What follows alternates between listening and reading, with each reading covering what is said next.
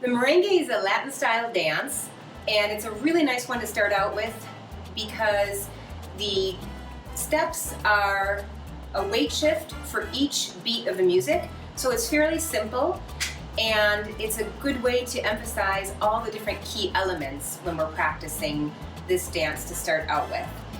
Because it's a Latin dance, it's very grounded and down into the floor. So that's something that you want to talk about throughout the whole teaching and as you're watching people move. And then you can really emphasize the aspect of proprioception. Again, remembering that you're talking about the aspects of balance being vision, proprioception, inner ear function or your vestibular system, which is impacted by your body and your head moving in space, and then of course your brain and how it integrates everything.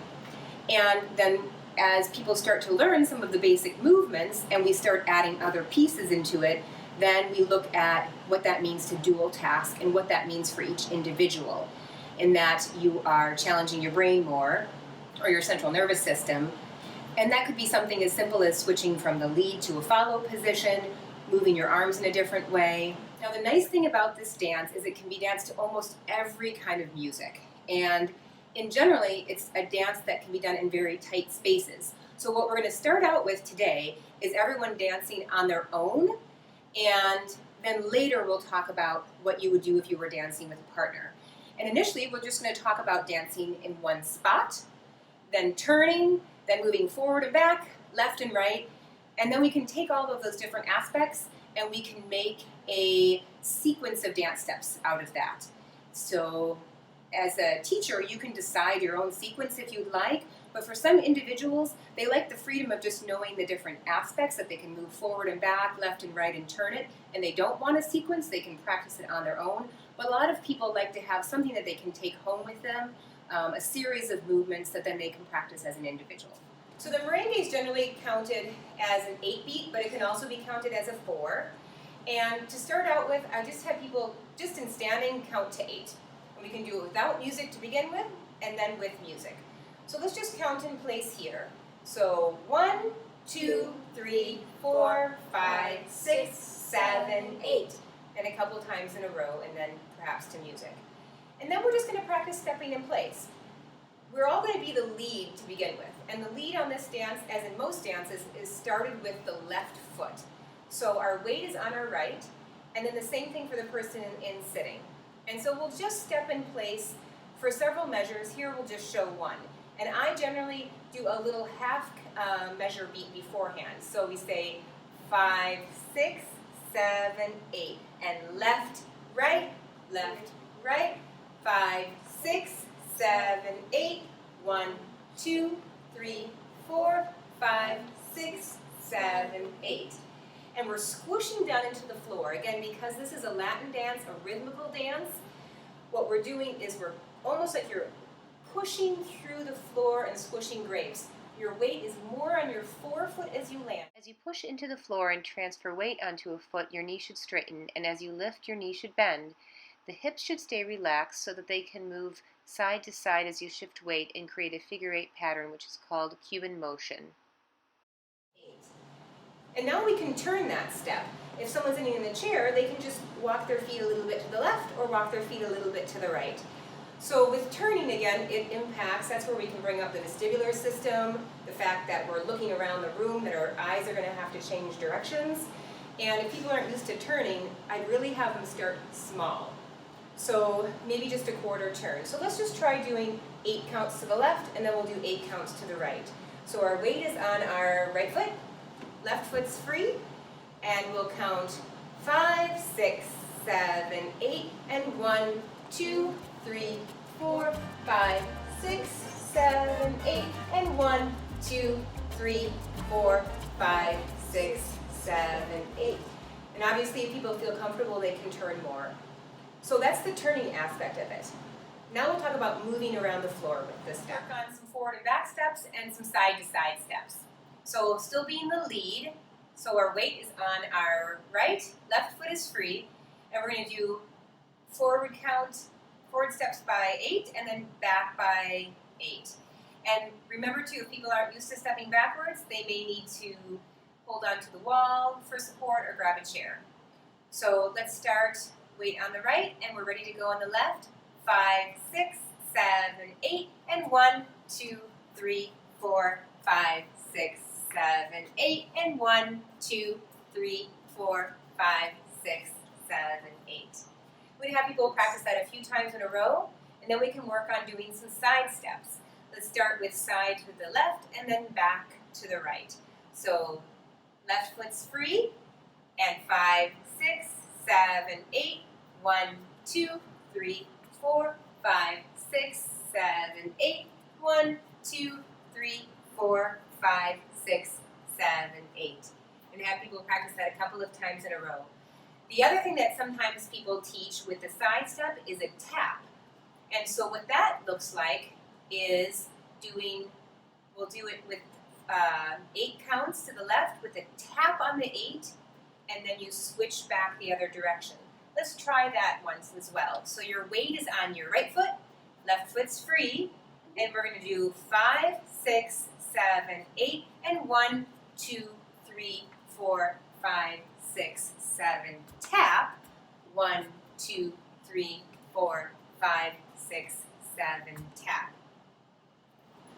So now one of the most important things about dancing is just being aware of the people around you and knowing when to do a moving move versus a stepping in place movement. And so one of the practices that I think is really nice is to let people just move and mix around each other. Now they know how to step in place, they know how to step forward, they know how to step back.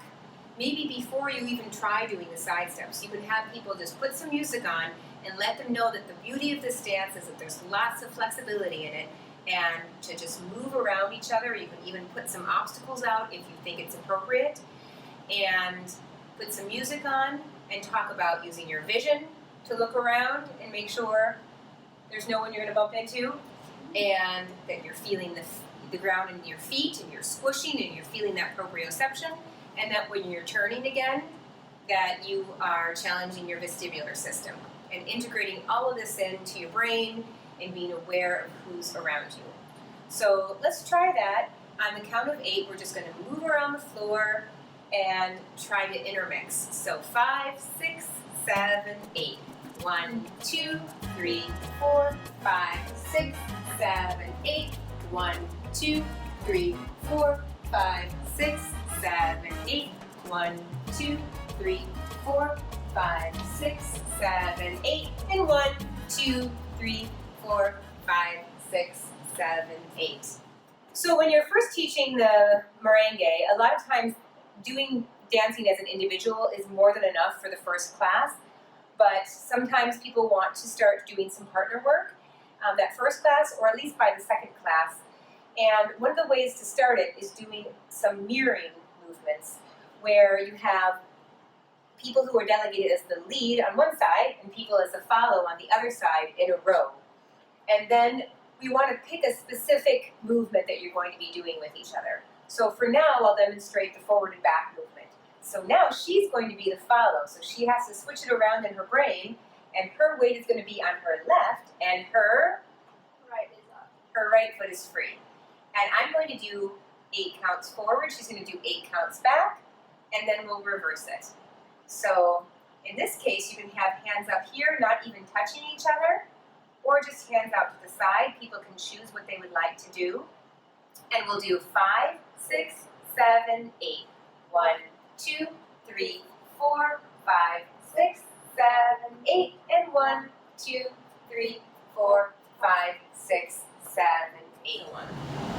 When you start actually holding on to each other, if people feel comfortable with that, the nicest or the easiest hand hold looks like this, where the follow's hands are kind of cupped inside the lead's hands like this. And then we want to talk about not pulling and pushing each other. So that's a really nice place to start.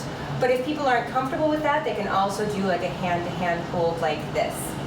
Now there's going to be some other videos that talk about details of leading and following. So we won't worry in too much detail about that for some of these basic steps. But here, and then the same kind of thing, let's just work on doing some steps in a circle. And I want to make a point that when you turn with a partner, it looks a little different. When we turn by ourselves, we can keep a pretty small base of support while we're turning, but as we turn each other, there has to be some more side steps. So if my left foot's free, her right foot is free. We'll do 5, 6, 7, 8, and then watch what our feet have to do as we kind of turn around each other.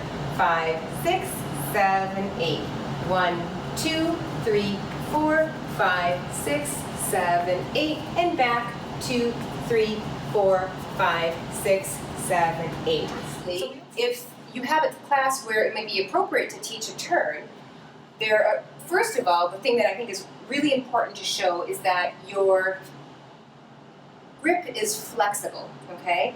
Because otherwise you'll end up in some sort of contorted position. And I would pick a certain direction that the follow turns and which hand is lifting up. There are a million different types of turns, but it's best to just pick one so it's not confusing. And I want to show what you do here. So your hand is in this hand hold right here, but what we want to do is that the lead drops the other side. So the lead lets go with the right hand and the follow lets go with the left hand. And just lift their hand up and just let the fingers slip around, and the follow slowly turns as she needs to, as much time as she needs to take to come all the way back around and in place. So what that would look like is, if we're dancing here, 5, 6, 7, 8, 1, 2, 3, 4, 5, 6, 7, 8, 1, 2, 3, 4, 5, 6, 7, 8. Notice that I dropped her hand pretty early and started to raise my hand up already kind of on the 7, 8, so that she's already kind of aware that this is happening. And notice that my hand is staying above her head. I'm not swinging her way, way out, but I'm keeping her hand above her head. So she's turning at her comfort level and moving around in a circle. These different movements can be combined together in any manner to move around the dance floor or to dance in place as an individual or with a partner. And people can take this home and practice on their own to improve their balance, their movement quality, and to think about the key elements. But a lot of people also enjoy having a set sequence of movements that are given to them at the end of class. And of course, as an instructor, you can come up with your own sequence. But here's one proposed sequence of movements. You can see if you need to. Okay. Weight on the right, and 5, 6, 7, 8. 1, 2, 3, 4, 5, 6, 7, 8, and turn. 2, 3, 4, 5, 6, 7, 8. 1, 2, 3, 4, 5, 6, 7, 8, and forward. 2, 3, 4, 5, 6, 7, 8, and back. 2, 3, 4, 5, 6, 7, 8, and side. 2, 3, tap. Side. 2, 3, tap. And you can mix in more things or just have people repeat it. So now you can have people try that sequence with the partner, and I'm going to add a turn at the end for a little extra challenge. So my weight, I'm the lead, is on my right, her weight is on the left, and our opposite feet are free. So 5, 6, 7, 8.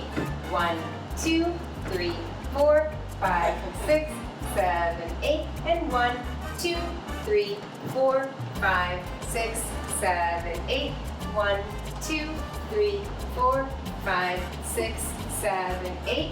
1, 2, 3, 4, 5, 6, 7, 8, and back. 2, 3, 4, 5, 6, 7, 8. 1, 2, 3, tap. 1, 2, 3, tap. 1, 2, 3, 4, 5, 6, 7, 8. 1, 2, 3, 4, 5, 6, 7, 8.